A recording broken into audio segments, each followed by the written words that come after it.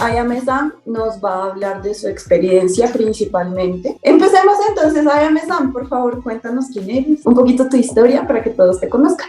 じゃあはじめまして、皆さん。私は上田と申します。仙台出身の東北大学で3年間国際関係を勉強してて、先月に卒業したばかりです。少し緊張してますが、よろしくお願いします。Mucho gusto a todos. Yo me llamo Camila. Como Mayumi-san ya lo mencionó, en Colombo Japonesa me conocen más como Ayame. Vivo aquí en Japón desde hace 3 años. Durante este tiempo estaba estudiando Relaciones Internacionales en la Universidad de Tohoku, que queda en Sendai. Y un detalle, acaba de graduarse.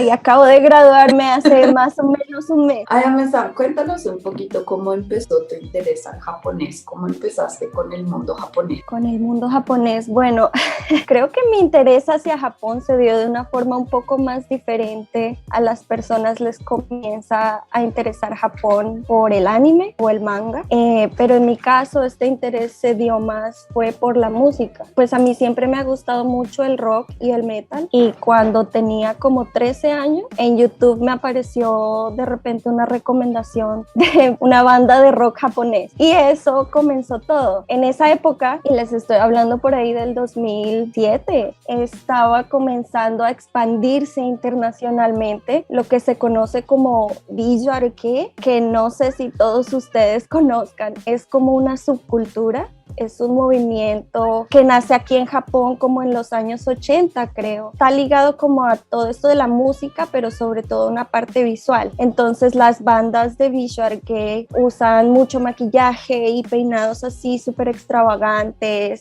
Son muy excéntricos. Y para mí ver eso fue un shock. Y yo me enamoré de todo eso. Y me sentí identificada pues con la música y con todo esto que viene detrás de la parte visual, como lo de libertad de expresión, lo de no encajar un poco con el molde normal de la sociedad. Y yo estaba en mi época adolescente, entonces me encantó, comencé a sumergirme en este mundo y a escuchar más y más bandas japonesas y a ver entrevistas. Y pues en esta época todo esto todavía no era muy común, apenas estaba saliendo, entonces las traducciones de entrevistas y de canciones pues no eran muchas, y yo pensaba, no, juepucha, necesito entender lo que estas bandas están cantando, lo que los artistas están diciendo, y de ahí nació como mis ganas de aprender japonés.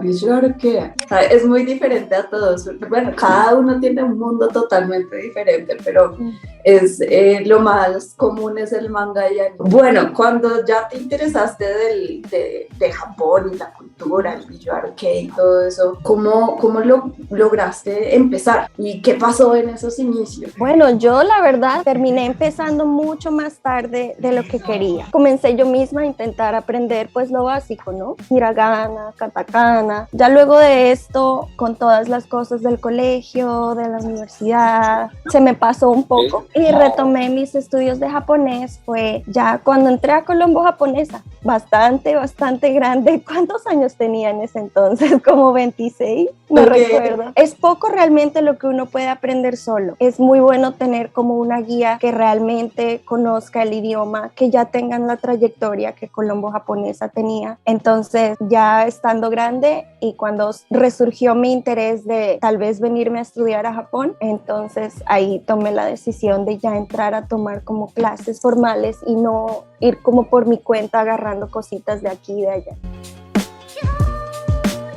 Al intentar leer, siento que tal vez me da miedo no entender las cosas o no lograr traducirlas. Ya estoy en ese bajón de que empecé bien, me fue súper bien, pero llegué a mi bajón, llegué a un punto que digo, no tengo esa motivación antes, pero llega un momento en que cuando lo leo, esto lo vi, esto no lo vi, no entiendo. Ahí está como mi principal problema. Te entiendo totalmente, y creo que todos tenemos ese punto de aprendizaje del idioma donde uno está tan bien que llegas como al extremo y luego es de bajada y es desalentador. Lo que personalmente realmente a mí me sirvió mucho fue como recordar por qué era que yo estaba tan interesada en aprender japonés. Como que volver un poco a mis inicios, dar un paso atrás y decir, bueno, si me estaba yendo tan bien, si lo estaba disfrutando tanto, como por qué era. Como recordar un poco eso que te llevó a aprender a estudiar japonés, a querer llegar acá a Japón, como buscar de nuevo esa chispa en las cosas que a mí me gustan. Lo bueno es que a mí me gusta mucho la música, entonces comienzo de nuevo como a enfocarme en estas bandas que me gustan, en buscar nuevas entrevistas, en hablar con fans que les gusta también esas bandas, como compartir un poco de nuevo con esas personas, me ayuda como a centrarme. Creo que hablar con otras personas ayuda mucho porque uno a veces siente que está solo en su experiencia y que es solo uno el que le está yendo mal y por qué yo no avanzo si todo el mundo le está yendo bien, pero realmente no es así. Muchos compartimos las mismas experiencias, entonces sirve mucho como que hables esto con otras personas y que juntos se apoyen como en ese proceso. Y a mí eso me ha ayudado mucho como a retomar las partes difíciles de aprender japonés. Uno tiene que encontrar la manera de motivarse cómo hacerlo, cómo compartir las herramientas que uno tiene para estudiar, para aprender todo entre uno. Es que a veces uno dice, uno está solo en el problema y va a haber uno y no. El chiste es que uno lo socializa más cuando está afuera en el JLPT ahí muriendo de los nervios, pero nos pasa a todos de distintas formas. Bueno, mi pregunta va relacionada un poco al tema de los estudios en Japón. Me gustaría saber un poco cómo fue pues tu experiencia aplicando a la universidad, al tema de la carrera, cómo ha sido la cosa por allá, cómo fue el tema de papeleo y todo eso, porque hasta donde tengo entendido Japón es un país bastante burocrático. ¿Cómo fue todo ese proceso? ¿Cómo llegaste hasta allá? Estudié con la beca Monbuka Gakusho, que es ofrecida por el gobierno de Japón. Bueno, el proceso en sí es muy sencillo porque yo fui directo con la embajada de Japón. Y ellos, y se los felicita ahí mucho porque en su página web tienen como muy claro la información de becas. Tienen una sección solo de becas, tú te comunicas con ellos, te dan una cita para que vayas directo a la embajada y ahí te brindan toda la información necesaria para becas, como qué papeles necesitas, cuáles son como los tiempos de aplicar, te brindan como opciones de universidades, etcétera, etcétera. Entonces ellos ayudan y facilitan mucho como ese primer paso a la aplicación de la beca. Ya el resto es cuestión de uno mismo, ¿no? Ponerse a organizar todo el papeleo que es bastante, tomó mucho tiempo. Para cuando yo apliqué para maestría era necesario presentar tu certificado de graduación de la universidad, tu certificado de notas de la universidad, como el registro de calificaciones, 2 cartas de recomendación. Una debía ser de tu tutor durante el pregrado y la segunda debía ser de tu empleador, un certificado de inglés como TOEFL y obviamente pues ya tu plan de estudios, por qué quieres ir a Japón, por qué tienes que estudiar lo que quieres estudiar específicamente en Japón. Ellos revisan todos los papeles y hacen como una preselección. Personas que son preseleccionadas son invitadas a presentar un examen que prepara la misma embajada de inglés y otro de japonés. Yo recuerdo que el examen de japonés era muy similar al JLPT y me ayudó muchísimo que como en esos mismos tiempos en los que apliqué a la beca había tomado el JLPT, entonces tenía muy fresquito como todo ese estudio que hice con Colombo Japonesa para el JLPT y me sirvió mucho como en el examen de la embajada también. Y bueno, luego los que pasan los exámenes de inglés y de japonés los invitan ahí ese mismo día a que tengan una entrevista con las personas de la embajada y de algunas otras organizaciones japonesas en Colombia, como por ejemplo JICA. Es un proceso bastante largo. Yo recuerdo que comencé a aplicar como en marzo del 2018, si no estoy mal, y me confirmaron que había sido seleccionada ya fue como en finales de enero del 2019. Entonces son varios meses de incertidumbre y varios meses de no sé qué es lo que va a pasar. En esos meses, claro, si eres preseleccionado, te tienes que poner en contacto con las universidades a las que te gustaría aplicar. Las universidades en sí te ayudan bastante, son muy serviciales, tú te tienes que poner en contacto, pues en las páginas de la universidad te dan como el contacto de todos los profesores y uno mismo tiene que ver como que cuál es el profesor que más se ajusta a lo que uno quiere estudiar y te pones en contacto tú mismo con los profesores, pero son muy serviciales y siempre van a estar como apoyándote ellos mismos, así no se conozcan durante el proceso de aplicación a la beca. No siento que haya sido un proceso difícil, solamente es bastante largo, uno tiene que ser muy paciente, muy perseverante. Todas las cosas en Japón es con paciencia. Ah. Eso para posgrado, ¿cierto? Tú aplicaste para Sí, posgrado. yo apliqué para posgrado. Toca No estoy aclarar muy segura bien. cómo sea el proceso, si les interesa venir a pregrado. La experiencia de Ayame-san es de posgrado, entonces nos está dando toda la información que ella pasó, la experiencia de ella de posgrado para todos, porque después dicen, ay, no, en pregrado también es lo mismo. Puede que sea muy diferente. En pregrado creo que es bastante diferente. Pues yo me acuerdo el día que hice la entrevista, había dos chicos también que pasaron el examen que me contaban que ellos iban a hacer pregrado y para ellos era pues muchos más exámenes y otras cosas que realmente para uno ya para maestría no le piden. Entonces pues sí es bueno en ese sentido que se pongan en contacto con la embajada.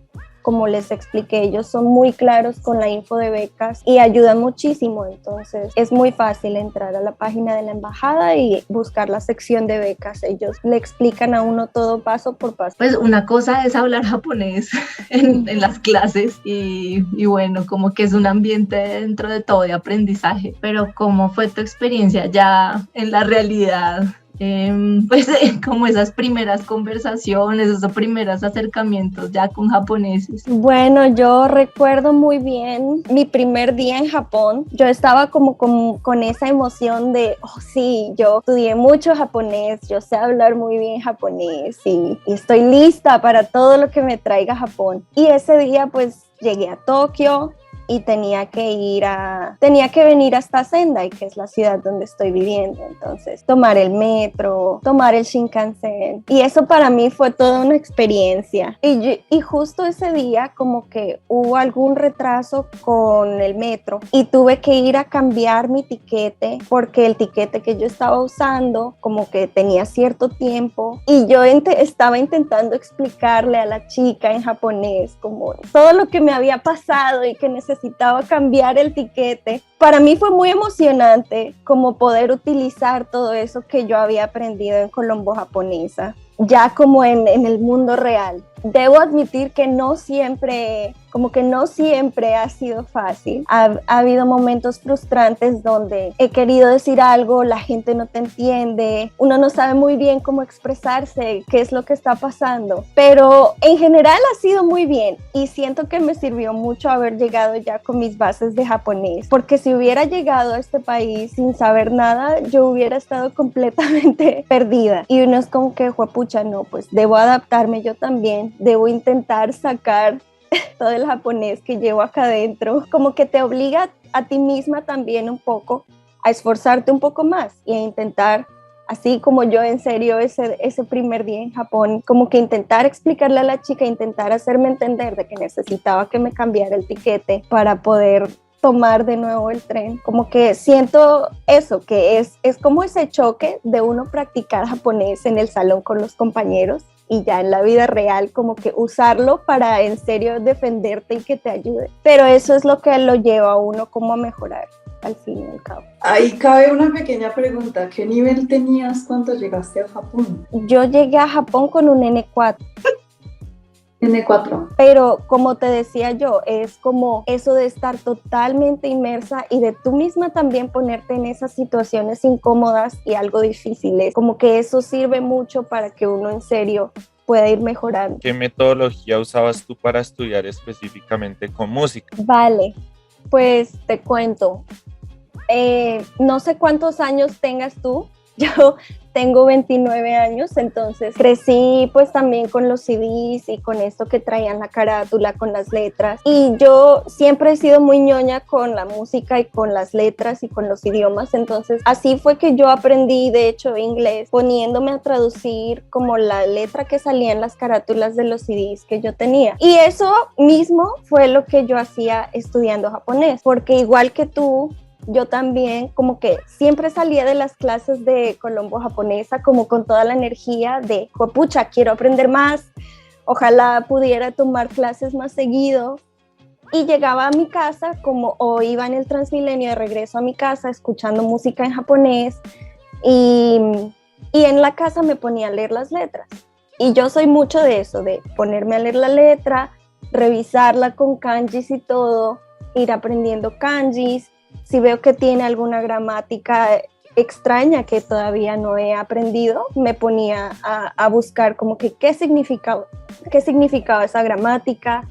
Y ahí uno va agarrando como mucho vocabulario, mucha gramática, y tú mismo te das cuenta que ya como escuchando la canción, tú lo vas entendiendo y cuando necesitas decir algo en la vida real, dices, lo que yo quiero decir, realmente yo lo aprendí en la canción y se dice así. Si te funciona, lo que a mí me funciona es ponerte a revisar como la letra de las canciones, no solamente escuchar la canción, claro, escucharla es importante, pero realmente ponte a analizarla, ¿no? Toma la letra, ponte a leerla, ponte a escribirla. Yo la pasaba a mano con mi kanji, mi escritura, mi hiragana, mi katakana, y eso como que te ayuda mucho también a conectar no con la canción solamente, sino con el idioma en sí. ¿Tú utilizas alguna página en especial para lo de la música? No, realmente todo lo que yo hago siempre ha sido pues súper autodidacta. Yo soy un poco mala para esto de las páginas Pero tenemos los dos lados, página. Sí, exacto, súper, todos los links, todo lo que necesiten. Claro, no, yo siempre soy como busco mi letra y ya como yo misma me pongo en esas. Soy muy mala para esto de recursos. Ok,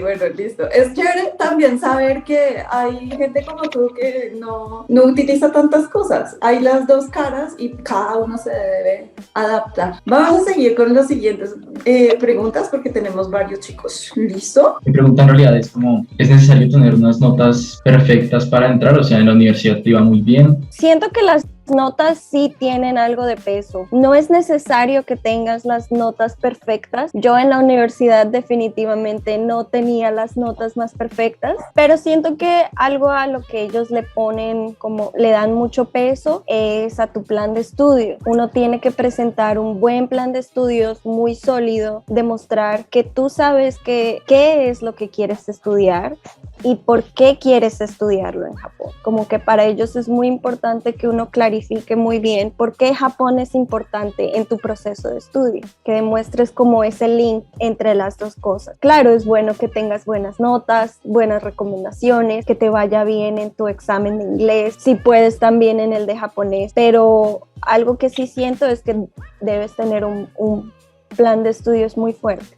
Entonces, si les interesa aplicar a la beca, sería bueno eso, que se pongan a pensar bien qué es lo que quieren estudiar, cómo quieren contribuirle tanto a Colombia como a Japón con ese estudio y por qué quieres hacer eso en Japón, por qué no puedes estudiar eso en Colombia, por ejemplo. Yo les doy una pequeña cosa cultural japonesa, aprovechando esta pregunta, Daniel-san. La cultura japonesa del colegio como tal, para ir a la universidad se fijan mucho en esas cosas porque se cree que una persona que tiene buenas notas es una persona juiciosa. Ese es el fondo. Entonces no es que sea por burocracidad solamente, sino que la connotación de una persona juiciosa es que le va bien. Eso es lo importante que entiendan, tanto para pregrado como posgrado. Lo importante es que entiendan eso y que puedan demostrar, no solo con su actitud, sino con lo que dice Ayame-san también, del plan,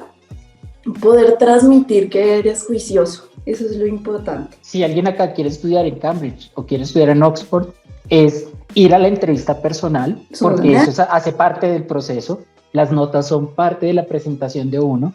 El proyecto de investigación es importante. ¿Qué se siente experimentar cada nivel de japonés? O sea, ¿cómo que pensabas cuando llegabas a N5, N4, N3, N2? Pues yo estuve en Colombo japonesa, creo que fue un poquito más de año y medio. Y durante este tiempo pude pasar pues de N5 a N4, pues de 0 a N4 más bien. Y para mí era muy emocionante, era difícil, la verdad, o sea, el cambio de N5, el cambio de pues 0 a N5, luego de N5 a N4, y cuando estuve acá en Japón ya de N4 a N3, es bastante fuerte. Uno cree, como tú dices, que se va volviendo más fácil, y en cierto sentido, claro, algunas cosas que ya tienes como muy cementadas en su base se vuelven más fáciles, pero también es un nuevo reto, ¿no? Aprender más vocabulario, aprender más gramática, aprender más kanjis, aprender cómo a soltarte un poco más tú con el idioma. Entonces sí era bastante difícil para mí, y sobre todo en el tema de gramática, porque ya como lo mencionaron al comienzo, como que las bases realmente uno las aprende del N5 al N3. Ya luego de eso es como que la gramática y los kanjis a full. Entonces, yo la verdad solo he llegado hasta nivel N3. Debido a mi maestría como que no he podido seguir, pero ya estoy como que en este punto de que puedo continuar con mi aprendizaje de japonés, y se viene el N2, que ya pues es mucho más complicado. Todo el proceso de ir aprendiendo, habrán cosas que van a ser más fáciles, pero en general es como más retador, siento yo, porque ya en serio vas poco a poco adentrándote a conocer ya bien el idioma, no solo pues aprender a escribirlo, aprender alguna gramática, sino en serio conocer todo y tener todas las bases para poder hablarlo bien. Entonces da un poco de nervios, pero también de emoción, siento yo. ¿Cómo hiciste para no tener ese miedo o esa sensación de que realmente sabes pero no sabes? Sé adjetivos, verbos, esto, sé las partículas, esto, pero empiezas a ver una página en internet, un periódico, y dices, un anime, una canción, y dices como, no, mierda, no sé nada, no, realmente, y empiezas a mirar y lo sé o no lo sé, y como que te entra ese mismo miedo, no sé si me compras. Siento que muchas personas podemos llegar a sentirnos así. La cosa es que creo que ya estamos acostumbrados a que todo sea como un proceso fácil y rápido, y la verdad, como mencionaba Mayumi-san hace un momento, todo en Japón es paciencia, y en el aprendizaje de un idioma, y sobre todo de un idioma como el japonés, siento que también toma mucha paciencia. Entonces yo entiendo eso, de que uno ya entiende, ya tienes las buenas bases, y de una, vas a ver una película, entras a una página web, abres un libro en japonés, y uno ya quiere entender todo, pero te das cuenta como que todavía falta mucho. Entonces la cosa es eso, es de tener constancia, como no dejarte desanimar porque no sabes todo, sino pensar como que no, mira, pero ya sé hasta aquí, ya sé todo esto, y comenzar a ir construyendo en base a lo que ya sabes. Entonces siento que es un proceso de mucha constancia, de mucha paciencia, intentar eso, no enfocarte en lo que no sabes, sino míralo más bien en todo lo que te queda por aprender. Como ya aprendí hasta aquí, wow, ahora me falta este pedacito. Voy a llegar hasta aquí, y luego puedes ya ver todo lo que has aprendido hasta ahora y ver, ok, bueno, ahora que ya estoy aquí, me falta este otro pedacito. Como que verlo todo también no en su totalidad, en la totalidad del idioma, sino irlo viendo por partes. Eso a mí me ha ayudado bastante. Yo quería preguntar cómo hiciste para manejar los temas de tu carrera y cómo se ven las maestrías. Por lo general, depende mucho de la universidad, la verdad, y de tu carrera. Pero por lo general las maestrías se dan en inglés. El programa en el que yo apliqué de Relaciones Internacionales era en inglés, entonces las clases todas se daban en inglés, los exámenes también, los trabajos también se escribían en inglés. Es por esto que cuando uno aplica la maestría te piden algún examen de inglés y uno tiene que tener cierto nivel, porque la mayoría de maestrías pues se imparten en inglés. Pero eso ya depende mucho, ¿no?, de lo que tú quieres estudiar y de dónde tú quieres estudiar. Si quieres irte a algo como, por ejemplo, literatura, o algo ya mucho más ligado como al japonés tradicional, la maestría va a ser en japonés, te piden un muy buen nivel de japonés, ahí sí, para entrar. Y todos los trabajos, presentaciones, todo sería en japonés. Entonces ya depende mucho de lo que tú quieras, pero por lo general las maestrías van a ser a nivel de inglés. Si es el nivel de pregrado, ahí sí creo que es todo en japonés. Mi carrera es más cultural, mi carrera es gastronomía, entonces si yo tuviera que preguntar qué tan difícil ves tú la gastronomía y la cultura japonesa a comparación de la Latinoamérica, la colombiana en este caso. Es una pregunta difícil. Japón en sí siento que es un país que está demasiado ligado a su cultura. Es algo que uno puede sentir en todo momento, desde el idioma hasta la comida, hasta lo que tú ves en la calle, los edificios, los templos, la ropa de la gente. Como que siguen muy ligados a su cultura. En Colombia, claro que también estamos ligados a nuestra cultura, pero al mismo tiempo siento que como hemos sido, pues haber sido colonizados y tener como tantas expresiones culturales dentro de un solo país, como que para nosotros, como que es mucho más diverso de lo que uno siente acá en Japón. Y uno, al ser colombiano, también lo tiene mucho más normalizado que tú venir como extranjero a Japón. Supongo que para un japonés también se siente muy diferente vivir su propia cultura y experimentar sus propias cosas aquí en el país que para uno como extranjero. Ay, Amesa, yo quiero aquí preguntar algo de la comida. ¿Qué te ha gustado? ¿Qué no te ha gustado de lo que has probado? Bueno, yo soy muy súper dulcera, entonces todo lo de wagashi me encanta, todo. Y sobre todo, pues lo que tiene anko, me encanta, que es como esta pasta de frijol dulce. Todo de eso me encanta. Okonomiyaki me fascina también. ¿Okonomiyaki has comido de los dos tipos? Yo probé okonomiyaki cuando viajé a Osaka. Osaka no.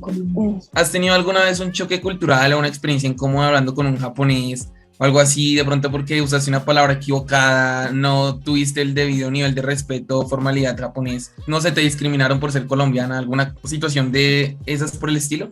Interesante. Pues la verdad nunca he tenido como algún problema incómodo o choque cultural con el idioma. Los japoneses son muy amables, en serio, personas muy amables, y siento que se emocionan mucho y se sienten muy felices de ver que un extranjero se toma la molestia, se toma el tiempo de aprender su idioma, y ellos entienden que uno está aprendiendo y que está en todo ese proceso de conocer el idioma. Entonces, si cometes algún error hablando o dices alguna palabra extraña, como que ellos no hacen mucho hincapié en eso, sino que como que te intentan decir la forma correcta de decirlo o te explican cómo decirlo mejor. Entonces, en ese sentido, siento que ellos como que te ayudan mucho y son muy amables y quieren que tú en serio como que aprendas muy bien su idioma. Les emociona mucho en ese sentido. ¿Has tenido como con las preguntas o en el hablas, ¿no?, algún choque cultural en general? Bueno, sí, claro, ¿no? Para mí el choque cultural más grande ha sido el nivel de seguridad que uno siente aquí en Japón. Lo que más me sorprende, y nunca dejará de sorprenderme, no importa cuánto tiempo pase aquí, es ver a los niños pequeños caminando solos por la calle, yendo solos pues a su colegio o regresando a su casa o incluso tomando el transporte público. Para mí ese fue el shock más grande cuando llegué, y aún me sorprendo de que Japón sea un lugar tan seguro, que los niños pequeños, uno los ve y en serio, niños de 5 años caminando solitos por la calle, tranquilos. Para mí es lo más impresionante, como que un país llegue a tal nivel que hasta los niños puedan andar solos, me parece espectacular. Otro choque cultural que he tenido, un aspecto un poco más negativo, es con el uso del plástico aquí. Obviamente aquí tienen una cultura de reciclaje mucho mejor que en Colombia, y por eso como que reusan muy bien su plástico, pero ya acostumbrada en Colombia a no ver tanta cosa empacada en plástico, ya yo llevar como mi bolsita de compras y ver acá que cada cosa está empacada en plástico así, o sea, vienen en una bolsa de plástico y individualmente como que los chocolates, las galletas vienen empacados en una bolsita individual de plástico. Para mí fue también un choque bastante grande, no sé qué hacer con tanto plástico aquí y te dan más bolsas y te dan más bolsas y aquí en la casa tengo una colección de bolsas que realmente no sé qué hacer con ellas. Entonces esos han sido creo que mis dos choques culturales más grandes con Japón. Súper, súper, arigatou gozaimasu, sí, el plástico se nota. Sí. ¿Todos tienen Netflix? ¿O tienen acceso a...? En Japón existe un programa que se llama Hajimete no Otsukai. Hajimete no Otsukai, para los que no lo entienden, significa la primera vez demandado. Y lo habilitaron en Netflix. Es un programa viejísimo que en Japón existe desde hace muchísimos años y es muy famoso. Es muy, ¿cómo se dice? Es un programa muy acogido en Japón porque mandan a los niños de 2, 5, 7 hasta 10 años máximo, creo, al mandado de la primera vez que van a ir a comprar algo solos. Es muy bonito, está en japonés obviamente, es un programa totalmente normal de Japón, no es para extranjeros ni nada por el estilo, entonces van a poder escuchar algo muy común, van a poder ver un Japón normal y pueden poner subtítulos en japonés también para que escuchen y vean japonés y puedan aprender. Gracias a Ayame-san me acordé ahorita. Es muy divertido, sí, y como tú dices, es un muy buen acercamiento a la cultura japonesa. Ahí uno no solo ve, pues no solo escucha el idioma, sino que ves en serio cómo son las ciudades aquí, cómo funcionan los supermercados, cómo es el tráfico, porque a veces incluso los niños en serio para hacer su mandado tienen que tomar bus y llegar a otro lugar. Entonces es muy divertido y sirve mucho para escuchar el japonés y también lo bueno es que aquí en los programas de televisión te ponen como los subtítulos o cuando las personas como que dicen algo ponen como que las palabras aquí arriba, entonces uno puede también ir viendo, ir escuchando y así vas aprendiendo un poco más. Con el tema de la música, Ayame Senpai, si has tenido la oportunidad de asistir a conciertos en Japón y Colombia, y digamos que en general la cultura de la música es muy diferente a Colombia. Bueno, justo este fin de semana pasado fui a un concierto de mi banda japonesa favorita. Fueron ellos justo por los que quise aprender japonés. Fue una experiencia surreal para mí, lloré mucho en ese concierto, pero al mismo tiempo fue muy divertido porque fue muy diferente a cualquier otro concierto al que yo haya ido hasta entonces. Y bueno, debo aclarar también que